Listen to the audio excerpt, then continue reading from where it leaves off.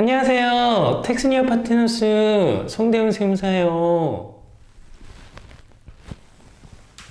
더 따줘?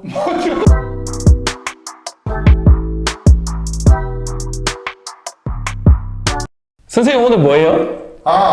오늘 저희 그거 해야 돼요. 네, 뭐요? 1인 크리에이터. 1인 크리에이터. 네. 2는 안 되나요? 2인 이상은 저희가 집합금지 때문에. 벌써요? 저희 그러면 아예 친구를 만나면 안 되네요? 네. 오케이. 그러면은 집합 금지 때문에 어쩔 수 없이 1인 유튜버가 된 텍스니어 파트너스 송대훈 세무사입니다. 네, 그래서 어쨌든 선생님 저희가 오늘 그 크리에이터 하면은 많잖아요. 트위치도 있고 네. 아프리카도 있고 틱톡도 있나요? 틱톡도 크리에이터죠. 인스타에 릴스 하시는 분도 크리에이터죠. 그 중에 네. 저희는 오늘 유튜버에 대해서 한번 다뤄보도록 할 건데요. 한 두 편으로 나눌 거예요. 어떻게 나누냐? 오늘 1편 수익 구조에 대해서 간단히 설명을 하면서 우리가 제일 궁금한 거 있잖아요. 사업자 등록해야 될까? 약간 이런 거 궁금하실 거예요. 그죠? 그쵸. 왜냐면은 분명히 사업자 등록을 하라고 하는 것 같은데 안 하는 사람들 주위에 많아. 궁금하잖아요. 그쵸. 그래서 사업자 등록을 꼭 해야 하는가에 대해서 1편에서 다룰 거고요. 2편으로 가면 어쨌든 저희가 세무사잖아요. 세금에 대해서 전반적으로 유튜버가 세금을 어떻게 납부를 해야 하며 어떻게 절세를 할 건지 얘기해 보도록 하겠습니다. 렛츠고!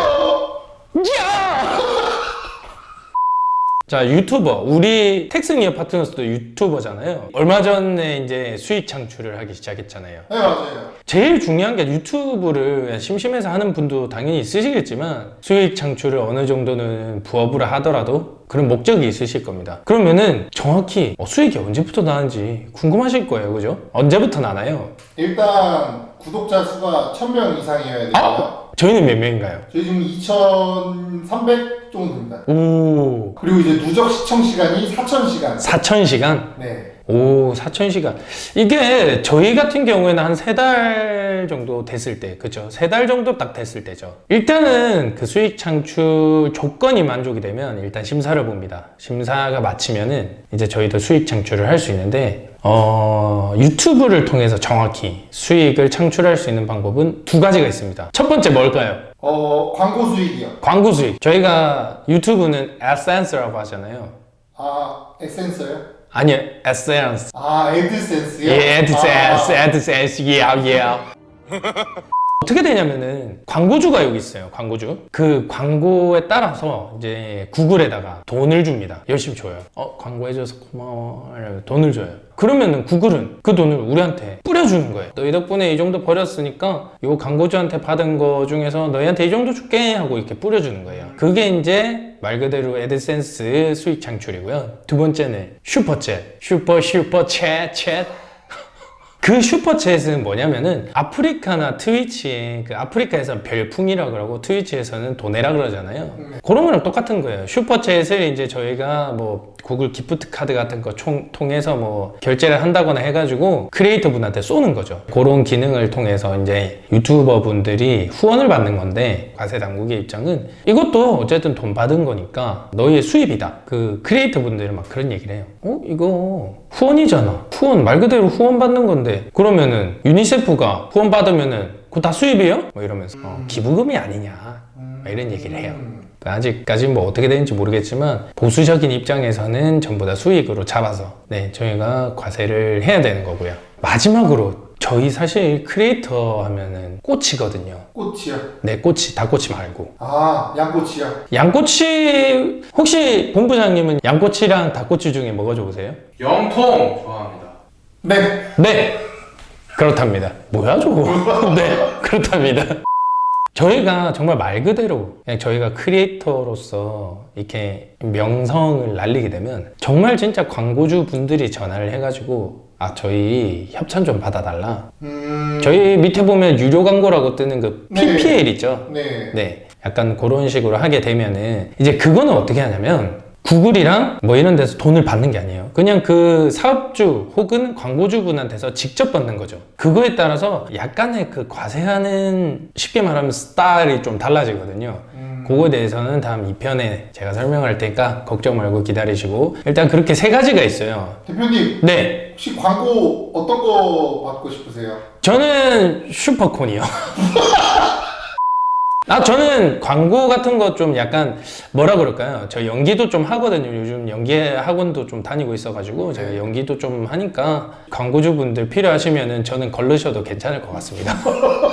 정말 유튜브만 하신 유튜버 분들은 이 세 가지를 통해서 돈을 벌고요. 어쨌든 저희는 세무사 입장에서 봤을 때 아까도 살짝 말했지만 돈을 벌면은 당연히 세금을 내야 되는 거예요. 그건 누구나 똑같거든요. 아까 말씀드렸지만 요즘 많은 분들이 그런 질문을 저한테 많이 해요. 저 유튜버인데 사업자 등록해야 되나요? 안 해야 되나요? 일단은 그 얘기를 하기 전에 유튜버가 사업자 등록 어떻게 하는지부터 한번 얘기해보면 어떨까 싶어서. 저도 궁금했어요. 그죠? 네. 네. 어떻게 하냐에 대해서 한번 얘기를 해보면, 유튜버가 사업자 등록을 하면은 사실 모든 크리에이터들 다 포함이지만 제가 뭐 유튜버 편이니까 어쨌든 사업자 등록할 수 있는 방법은 두 가지가 있습니다. 첫 번째, 저희 뭐 편집자를 고용하거나 할 수도 있잖아요. 그런 거를 인적시설이라고. 그 다음에 뭐 우리 이렇게 스튜디오, 말 그대로 진짜 사무실이에요. 진짜 저희가 유튜브를 하기 위해서 사무실을 장만을 했다. 그럼 물적시설이 있다라고 해요.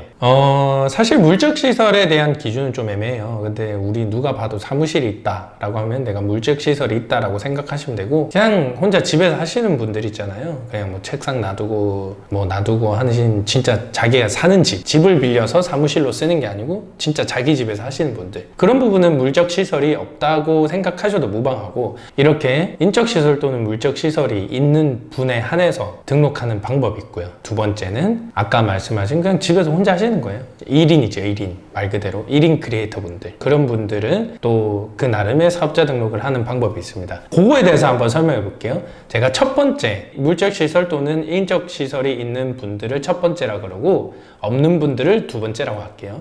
자, 첫 번째의 경우는 영화 비디오물 및 방송 프로그램 제작업 뭐 이런 식으로 들어가요. 이런 식으로 들어가는데 그 사업자 등록을 할 때 6자리의 코드가 있어요. 그 코드가 91505예요. 그 첫 번째 경우는 저희가 어쨌든 구글이 우리나라 회사인가요? 아니요. 아니죠. 네. 외국에 있는 회사잖아요. 네. 그렇기 때문에 우리가 외국에 물건을 팔 때 뭐 한다 그러죠? 수출한다고 하죠. 네, 말 그대로 이것도 용역이란 거를 수출한다라고 봐요. 수출하면은 부가가치세법상 영세율이란 걸 적용받습니다. 영세율이 뭐냐면은, 세율은 알죠? 세율이요? 네. 세율은 알죠. 몇 퍼센트니, 영세율은 그 세율이 0이라는 거예요. 0%의 세율을 적용받으면은, 아까 살짝 황 부장님이 얘기했잖아요. 세금이 없다. 네. 뭐 세금이 없다라고 봐도 무방한데, 정확히 말하면은 부가가치세 신고를 할 때 내 세금이 0인 것으로 봐요. 두 번째 경우는 1인 미디어 콘텐츠 창작자라고 있습니다. 코드는 9403006이고요. 그건 뭐냐면은 면세로 들어가요. 저의 면세가 뭐냐면은 말 그대로 너는 세금을 면제해 줄게 라는 겁니다. 근데 그 세금을 어디를 면제해 주냐? 부가가치 세금을 면제해 주는 겁니다. 여기서 차이점이 뭐냐면은, 1번은 부가가치세를 신고를 하고 안 내요. 2번은 부가가치세 신고도 안 합니다. 대신에 내년 2월까지 사업장 현황 신고라는 것을 하셔야 돼요. 그리고 둘 다 내가 개인이라고 하면은 종합소득세는 내는 건 똑같고요. 그러면 정확히 이런 차이가 있는데 나는 무엇을 해야 되냐 라고 하면은, 제가 아까 말했죠. 첫 번째 경우 인적시설 또는 물적시설이 있는 경우라고 했잖아요. 본인이 거기에 해당하면은 이 업종으로 신고를 하시면 되고, 본인이 이 두 번째에 해당한다, 나는 아무것도 없다 하시면은 두 번째로 하시면 됩니다. 자, 여기까지가 사업자 등록을 하는 방법인데요. 그러면은 제일 중요한 거죠. 사업자 등록을 해야 하나요? 라고 할 수 있잖아요. 저는 사업자 등록을 첫 번째 하는 것은 의무라고 봅니다. 왜냐면은 국세청 자료에도 보면 일회성으로 하는 것이 아니고 물적시설을 가지고 계속해서 유튜브 활동을 하면은 사업자 등록은 의무입니다 라고 적혀 있어요. 근데 사실은 그거는 법이고 조금 실무적으로 들어간다 라고 하면은, 저는 제일 중요한 것을 한 두 가지 정도로 봐요. 첫 번째가 내가 이렇게 돈을 벌지만 이 면세사업자가 아닌 첫 번째 과세사업자로 갔을 때 어쨌든 영세율이라 세금은 내는 건 없지만 내가 비용을 너무 많이 쓴 거야. 부가가치세법에 보면은 매입세액 환급이라고 있어요. 매입세액 공제라고 하는데 그 비용을 저희가 환급을 받고 싶어. 좀 너무 많이 써가지고 그럼 사업자 등록을 해야 환급을 받을 수 있거든요. 종합소득세 신고는 첫 번째 경우가 됐든 두 번째 경우가 됐든 사업자 등록을 안 했든 결국엔 다 신고를 하셔야 되거든요. 근데 종합소득세는 환급이 없습니다. 우리가 종합소득세 신고했는데 나는 환급 받았는데요? 라고 하시는 분은 저번에 올린 원천징수편을 한번 보시고요.